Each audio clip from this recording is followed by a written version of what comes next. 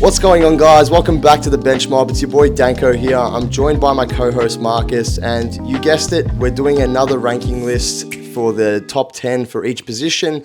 We've got two positions left. We've done centers, we've done power forwards, we've done the small forwards. The only two left now are the shooting guards and the point guards. And to be honest, we've left the two hardest for last. There was a lot of snubs here. There's a lot of controversy about where we have guys ranked.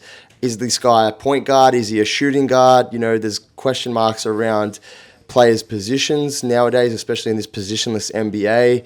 But all in all, I'm excited to do this one, and I think we have got it right. But I guess you guys will find out. And yeah, if you think we've got something wrong, let us know in the comments section anyway. But we want all the smoke, guys. We want all the smoke.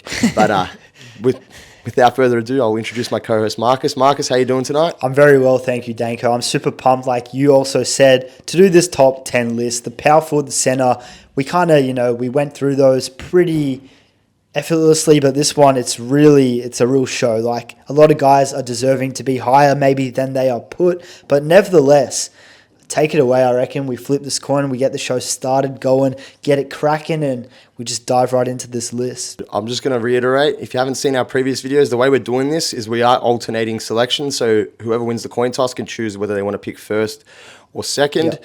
And basically, I'll pick, Marcus will pick. Alternating picks. And then we'll get down, obviously, alternating picks, and pretty much someone will be left off, because if our top 10 lists aren't the same, then again, someone will be unlucky to miss out. Do you want it heads or tails? I'll take heads this time.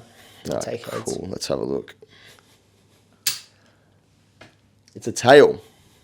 Oof. And so with that, I'll give you the first pick. Thank you, sir. Damn. Fuck. All right. This is going to be really hard. There's three guys on my mind to pick from. There's Desmond Bane.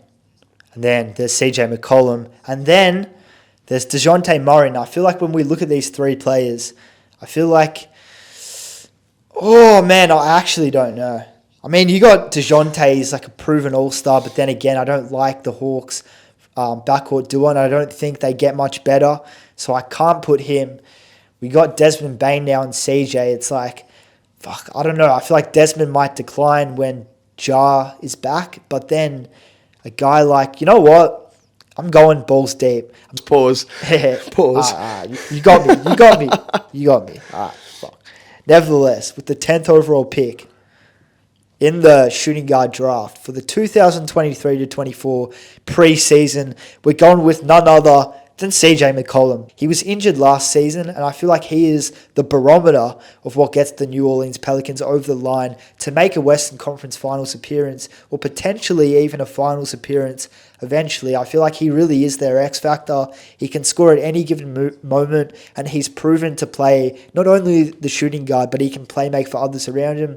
Phenomenal player, steps up when they need him to in the playoff time. I think CJ, he's worthy of a top 10, and although it could be debated who is top 10 out of DeJounte, Bane, CJ, and even a guy like Klay Thompson, I feel like CJ, you can't argue why he necessarily shouldn't be a top 10 shooting guard. Yeah, I like it because he can score at all three levels. He's got that playmaking ability, which I think some of the shooting guards on this list might not necessarily have it at a high clip. Obviously, there's some points in time when Dame was out of the lineup when he was obviously at Portland, where he did play significant point guard minutes. So I think he's always had that ability to be a pretty decent playmaker in this league. But again, if he can combine those two things and really make that position his own this year and own, I guess, that backcourt with New Orleans, he's definitely have a really solid season and justify that top 10 ranking. Ninth pick, I've got two players here that I'm sort of thinking about leaning towards. One, like you mentioned just before, in Desmond Bane.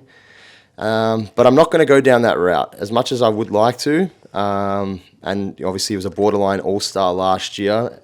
I think maybe him having to be the number one option when Ja's gone for those first 25 games, that might hinder him a little bit. Maybe he's a better second fiddle player, similar to the likes of Bradley Beal. Like when Bradley Beal was the first option, yeah, he was great, but was he, did he have the ability to lead that team? And I think when Ja comes back, I think that's when we'll really truly see Bane shine, but not saying that he can't necessarily be the number one option. But I think all things said, I'm going to lean towards Jalen Green here with the 9th best shooting guard in the NBA.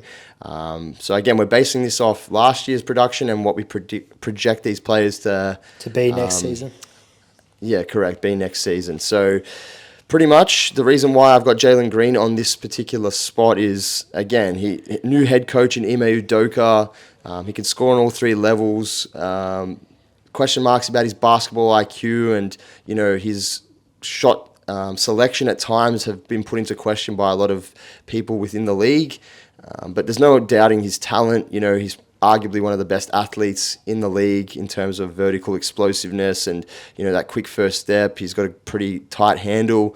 There are still parts of his game he needs to work on. I think he needs to be a more active defender, especially with his size and, his athletic tools. He should be a very committed defender, but it's more so, I think it's a mindset thing rather than it being a talent thing, if that makes sense. But all in all, I think all of that combined with a couple of more veteran presences within that locker room in Fred VanVleet, Jeff Green, I think that's going to help with that mentorship that this Houston Rockets team has lacked in the past few years, and it might allow him to mature more, not only from a personal standpoint, but from obviously his game in the NBA as well. But I do expect a nice, decent breakout from him, and next season he could be a borderline all-star. It's a pretty stacked Western Conference, but all in all, I think that will put him into the top 10 shooting guards of next year. Get out. Thanks.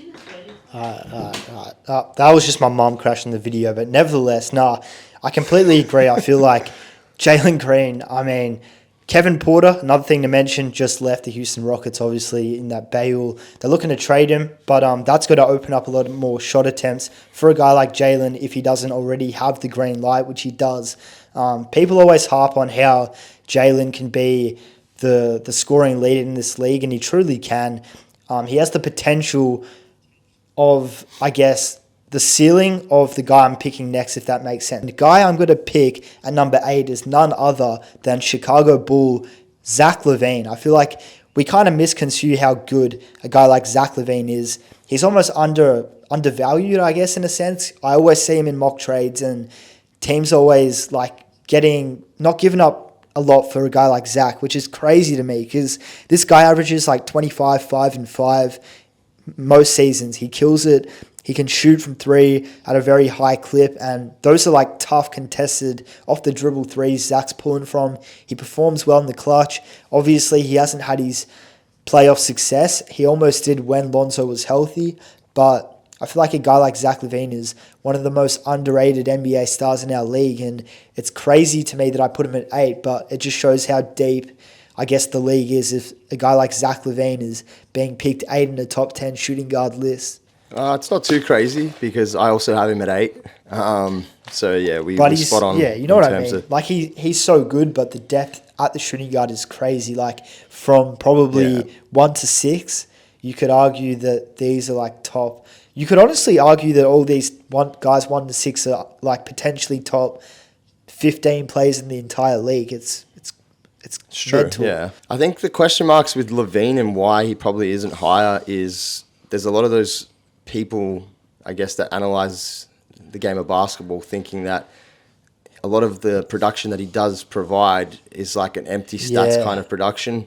It doesn't translate to winning basketball. He puts up really good numbers, but does it lead to winning basketball? But it's a product of what's around him. You know what I mean? That's what I mean. Yeah, not everything's solely responsible or solely put on his shoulders in terms of why they're not winning games of basketball. Because again, the way that team's put together, giving up the Wendell Carter for Nikola Vucevic and giving up Larry Markkinen a couple of years ago, there's obviously a lot of question marks as to how they were running that franchise. But all in all, I think that he still is a really solid player in this league, and there's no doubting he's a top 10 shooting guard, but it's just we couldn't put him any higher. So I think number 8's justified. So number 7 on my list for the best shooting guards in the NBA going into next season, based off last season and projections, is none other than Tyrese Maxey. I try to do that best Philadelphia 76ers PA announcers impersonation. I was watching the game today. He loves the echo effect on the starting lineup announcements. But yeah, Tyrese Maxey. So the reason why, again, with the question marks surrounding James Harden and the likelihood he doesn't play for the 76ers next season, it's going to open up a lot of opportunities for Maxey to be the second option. And almost you could argue the case, even if Harden is there, he may be that second option regardless, but especially in Nick Nurse's offense. Nick Nurse loves transition offense. He loves that fast-paced style up and down the court, and Tyrese Maxey is the perfect kind of player for that. Great two-way ability. He's got that potential to be a pest on the defensive side of the ball, and obviously we know what he can do offensively. It's just a shame. I think to be honest, the fact that he did average what he averaged last year, nearly 21 points per game, 3 rebounds, 3 assists, in a team that had the scoring champion and the MVP in Joel Embiid, who loves to play more of a slower style game. Same with James Harden, who obviously loves to play a lot of that pick and roll. He's not really willing runner in transition, or doesn't like that fast-paced or fast-tempo style of game. For him to average the numbers that he produced last year, it's a testament to how good Tyrese Maxey is. And like I said, I think with that opportunity that he may have this year to step into a bigger role, and with not as much depth in terms of the guards compared to the West from an all-star perspective, you could see him get his first all-star nod here. And I expect, like I said, under Nick Nurse, for him to reach his full potential. And obviously with that coaching change means that a lot of guys may actually flourish. Or some guys that may have struggled under Doc Rivers, I should say. I hate to say it, but maybe, I'm not saying you, because I also had him at 7, but I feel like a lot of Philly fans might, come for me in the comment section if you are a Philly fan, but they do overrate him a tiny bit, just a tiny bit. But maybe a little bit. With the 6th pick in the shooting guard draft for the 2023-2024 season, I'm going to pick this guy. It sucks that I put him this low, but I'm going to have to do it. And I know you probably want him higher because I know he's your boy and I know he had a great season. He probably does deserve to be a lot higher than this. But at the 6th pick, none other than Donovan Mitchell. This guy came off an MVP candidate quality season, averaged like 28, 4 and 4, a steal and a half. He also shot like 40% from 3, about 46% from the field, and about almost 90% from the free throw line. Crazy, and the Cavs were pretty good. And he led their team to the playoffs, and I feel like he can lead them to further playoff success, a potential, maybe a championship one day. I don't know. That might sound crazy, but the Cavs are just so stacked for the future. But it's just the guys in front of him, I feel like are all better than him in a sense, as good as Donovan is. And it sucks that I put him this low, but yeah, I just can't really justify why I would put any of the guys who I have ahead of him, I guess lower than Donovan. But it sucks, honestly, putting him at 6, but Donovan, he's going to have to be the 6th pick in this draft, unfortunately. Yeah, that's a bit of a questionable one in my eyes. The only reason I say that, he made the All-NBA, made the All-NBA team for the first time in his career. Second team. Oh man, I'm anxious like right now. Bro, I'm literally anxious. Like it's crazy. Nearly averaged 30 points per game.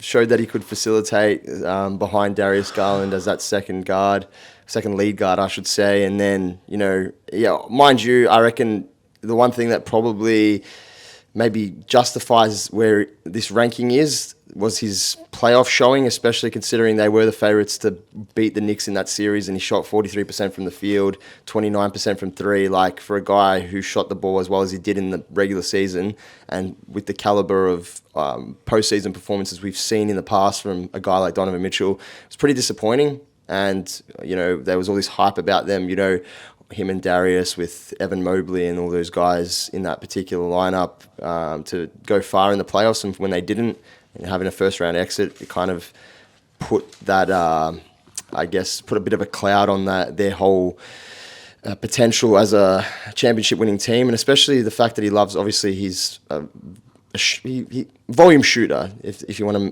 put it that way, especially considering he had that 71-point game. But all in all, I don't blame you for having him around this mark, but based off his career year and the fact that I still think he has more to give, being 27 years old, heading into his prime. I think it was slightly low, but I mean, that's what these lists are for, and that's why we're doing these alternate picks, because it stirs up a bit of controversy for sure. In that case, I'm going to have to push this guy that I had at 6 down to number 5, or up to number 5 now, because you've moved Donovan all the way down from my list. I had him at 3 all the way to 6. So the next guy, the number 5 best shooting guard, or the 5th best shooting guard in the entire league for going into next season, is none other than Kyrie Irving.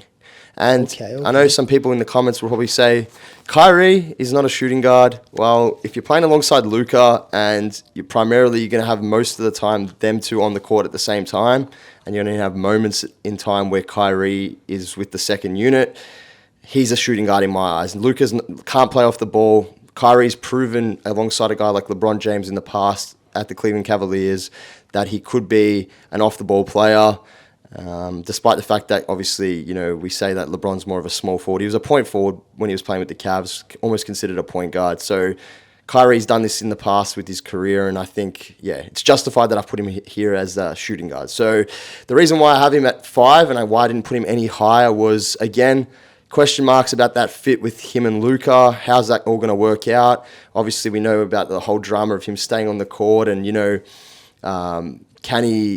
can his mind be clear of all the distractions and all the stuff that's going on around him? And can he just focus solely on basketball? He looks like he likes being in Dallas. He obviously signed that extension in the offseason. So I think if there's one place that he can have that rejuvenation in his career, it's weird to say that, but a place where, he can stay consistent with his mindset and his performance night after night would be the Mavericks. So I think that dynamic between him and Luka is definitely going to get a lot better next season, especially considering they only had a short space of time to, gel and play together and build that chemistry. So now with a full off-season training camp, pre-season, I think it's just going to help in terms of them being much more damaging side next season, and hopefully get back to that level of play that they showed the year prior when they made the conference finals. So we know what Kyrie can do. He was nearly 50, 40, 90, averaged, 27 a game, 5 assists. He's a super player, and we can't, deny the talent that Kyrie Irving has, even though obviously people tend to forget that because of all the stuff that's gone on in the last few years. So that's why I have him at number 5. Okay. I love the pick, Kyrie. Been my favourite player since I've been growing up, through the days. And although he's a bit controversial off the court, I feel like hopefully this Dallas Mavericks team can make it work. But look, I have to deep dive into my next pick for the number 4. And I feel like I may or may have not messed this one up. Look, before we did this, we did not discuss this, and it's completely my fault. But I have to stay true to my list and true to my guts. And to be honest, this guy well and truly could be a small forward next year. But the thing is, I've put him on my list, and I'm not putting any of these guys who I've put below anyone below outside the top 10 lists into this top 10, if that makes sense. So I'm going to just have to do it, because otherwise we've got to have a guy like, DeJounte Murray at number 4 when that's just not really realistic. So my 4th overall pick is Jaylen Brown from the Boston Celtics. I like it. Yeah, I mean, although he could be a small forward next year, I looked at the lineup and I was thinking, just off the dome off my head, I was like, Drew Holiday, Jaylen Brown, Jason Tatum, Kristaps Porzingis, Al Horford. But then again, Porzingis could well and truly play the 5, and that probably moves Jaylen Brown into the small forward spot. But then again, we put Jason Tatum in our small forward list for number 1. So I was like, hang on. No, Jaylen Brown has to be a shooting guard. So I've put Jaylen Brown as my shooting guard, and I'm sure you at home, you guys all know the reasons. Phenomenal two-way player, scores the ball at a very high clip, very efficient, shoots the 3-ball well. The only thing he really needs to work on is that handle, especially that left hand.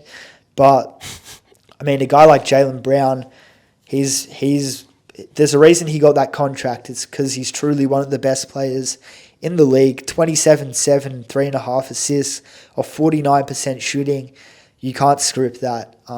I think he's deserving to be in this list, but then again, we'll see if he actually does play majority shooting guard or small forward this upcoming season. But then again, this is what these lists are here for, because we're almost previewing next season, you know?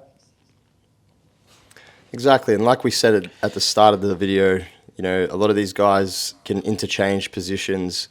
Some websites have them listed as, you know, some players have them some websites have these players listed as point guards, shooting guards, whereas other websites have them listed as small forwards. So it all depends. And like even the GM surveys, some GMs had one player as the best point guard in the league, and then another player, the same player, another GM listed him as the best shooting guard. So even the GMs are confused. So at the end of the day, I think it's justified that we have Jaylen Brown at shooting guard, especially considering last year that's where predominantly he played. Was he on your list as well?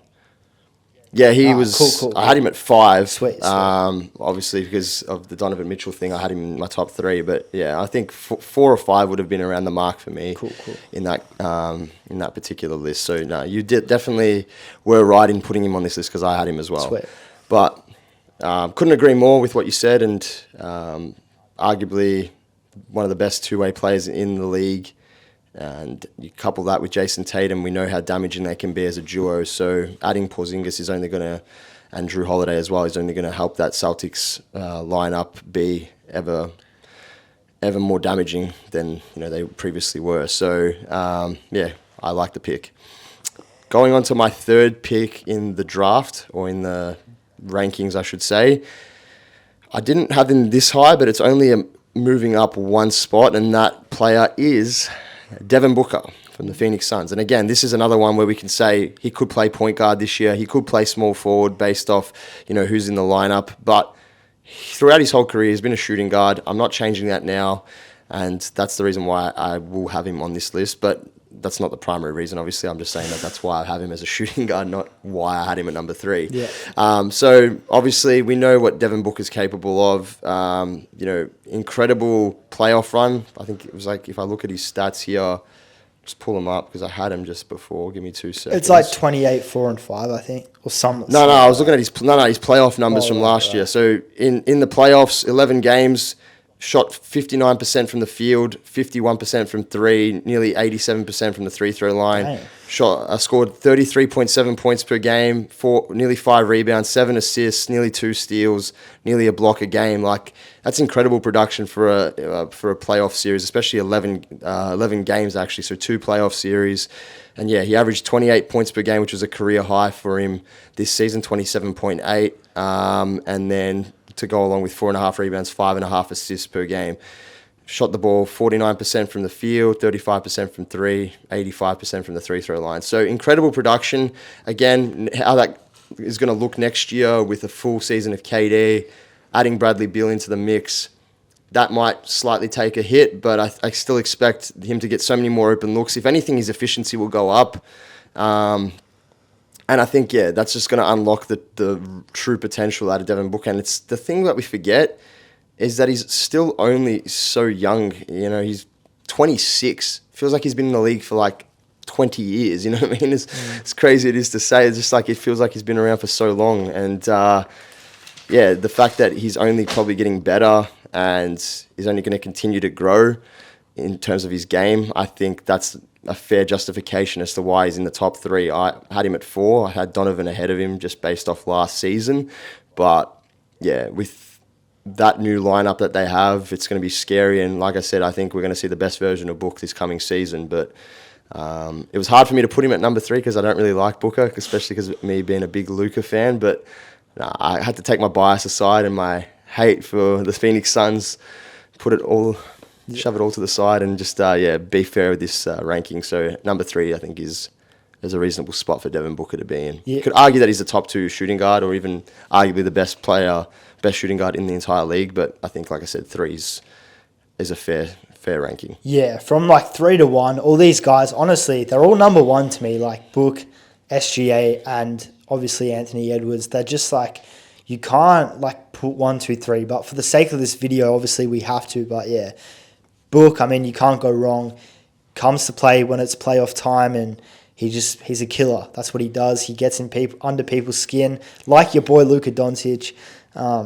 But at the end of the day, he's been doing that since he was at Kentucky. He's been shit-talking ever since he was a rookie at Phoenix when they were down 20, scoring layups at the end of regulation, and just that down 20 and he's still talking trash. Just the guy that Booker is. And the guy who I will be picking at number 2 is none other. I'm going to force you to select Anthony Edwards. So I will take SGA at number 2. This guy had an MVP quality year. Probably one of the most underrated NBA seasons we've ever seen. I know I said that last video with Tatum, but SGA, I mean, he averaged 31.4, 4.8 boards, 5.5 assists, and he shot 51% as a shooting guard, point guard, and he also led the Oklahoma City Thunder to like 20 more wins. They won 21 games the season prior to last year, and last season they were a play-in team, I believe, and they won like 41. And SGA, he's the front runner for that team. So can't go wrong with this pick, but basing this off next year, I really do think Anthony Edwards will ascend into MVP candidate season, I guess. So I had to force you to pick Anthony Edwards here, and I took SGA at 2. I actually had Anthony Edwards at number 1 as well. I mean, Let's go. I was tossing up. SGA is 25, Ant is 22 years of age. So I think being how young Ant is and the age gap and the fact that they were both first-time All-Stars this past season, for me, taking all of that into consideration as well and how much of a gym rat Ant is. Not saying that SGA isn't, because I've seen how much he's improved his game over the course of the last few seasons. But if I compare their third seasons to one another, Ant played in 79 games and averaged 24.6 points, 6 rebounds, 4.4 assists per game, and 1.6 steals. SGA, if I check this out now, I'm going to just pull this up. Sorry, guys. Give me 2 seconds. SGA's third season, he only played 35 games, averaging 23.7 points, 4.7 rebounds, 6 assists, less than a steal and less than a block a game. He's obviously improved that to be one of the best perimeter defenders in the league this past year, averaging 1.6 steals and one block per game. But I just feel like every year Ant's produced great high level of play, I should say. And, the box score and the averages every year have gone up. And I feel like this is the year. This is the year. Obviously, they've talked about him being possible MVP candidate, especially if the Wolves have that ascension that people believe they will have this coming season. I'm not too sure about that. But again, I think if they can get into a clear playoff position, anywhere from that 4th seed, if they have a breakout year and possibly could sneak in the top 3 seeds, I don't see it. But if they do, then I think Ant would be the clear-cut MVP choice, especially if you can take him from a play-in team all the way up to the 3rd seed in the West or the 3rd or 4th seed. But like I said, I think he's got all the tools to be the best, not only the best shooting guard in the league, but arguably the best player in the league. He's got that killer instinct. He's really committed on the defensive side of the ball, which was one of the big question marks that he had when he was coming into the NBA from Georgia, was could he defend? He had all the tools. He was 6'6". He was super athletic, long arms, physical, all of that sort of stuff. But he never took that athletic gift that he had and translated it into his mindset and that attitude. But he's definitely changed that. And there was a recent thing that I saw when Steve Kerr said, "You're not working hard enough in practice." And he's like, "Really? I'm going as hard as I can." And Steve Kerr said, "You should watch KD, Steph, and Clay go at it." And he's like, ever since that point, he's got into that mindset that until I'm to the point of exhaustion, I'm not leaving the gym, or I haven't given everything of myself in this workout. So just hearing that and hearing how bad he wants to be like the best player in the league and prove everyone wrong, or anyone who doubted him about he shouldn't have been the number 1 pick, blah, blah, blah. He doesn't love basketball, this and that. I think that's just going to take him to another level. And like I said, he's got that it factor. He's got that him label to him. He's him. So I think, with all that being said, you can, like I said, it's a fine line between these two. You could definitely say that based off SGA's season last year, and not many people expecting OKC to be in the position they were in, for him to put them in that position and be the number 1 guy in the center superstardom, you could definitely have him at 1. But I just expect Ant to have this year where he averages 30 plus a game, similar to what SGA did this past year. 100%. Such a toss-up. Any of these guys, like I said before, 1 to 3, Booker, Edwards, and SGA. Any one of them could be number one. But this is just our opinion going into next season. Obviously, who knows? Maybe the Wolves go south and, the Cat Gobert situation still doesn't work. They miss the playoffs, and Anthony Edwards still has a terrific season, but he doesn't ascend an average like 35. But we think he will go into that probably 30-point echelon and kill, like SGA said, like you mentioned before. But I guess recapping our top 10 shooting guard list, we had, so from 10 to 5, we had CJ at 10, and then who do we have at 9? Jalen Green. Jalen Green at 9. So, yep. And then we had Zach LaVine at 8, and then I think Maxey at 7. Tyrese Maxey at 7. Yep. Then, Kyrie. Kyrie. Donovan Mitchell at 6. Donovan Mitchell. I'm reading my own list. Yeah, Donovan at 6, and then it must have been Kyrie at 5. Kyrie at 5. Yeah. Jaylen Brown at 4, and then 3, 2, 1 at, obviously, we had Devin Booker, SGA, and Ant. Yep. So I'm pretty happy with that list, to be honest. Again, there were some snubs. You could arguably say, guys like Tyler Hero and DeJounte Murray, yeah, Desmond Bane, obviously, yeah. But like I said, don't come at us for not including those guys in the list. Again, we're projecting this for next season based off what they did last season and how we think they're going to play next season. So it's all about a projection. It's all about what we believe the ceiling is for them going into this coming season in the NBA. So whatever you made of it, positive or negative, make sure you leave those comments in the comment section and get the discussion started. Make sure you like the video, because any interaction is good interaction. We want to make sure that you are enjoying the content. So by hitting that like button, that definitely helps us out. Yeah, 100%. Leave a comment as well. What you thought of this list, who you would have had in your own top 10. And did we get it right? Did we get it wrong? And if you guys do like this structured content where we are listing off our top 10, at the end of this video, there will be 2 other similar videos on another position that you can check out. Hello, yes, you at home. This is Commissioner of the NBA speaking to you, Adam Silver. Here's a message in courtesy of BenchMob in collaboration with the NBA Store. When BenchMob hits 1,000 subscribers, they'll be giving away a free NBA jersey to a lucky subscriber. So just do all the things listed on the screen. Goddamn.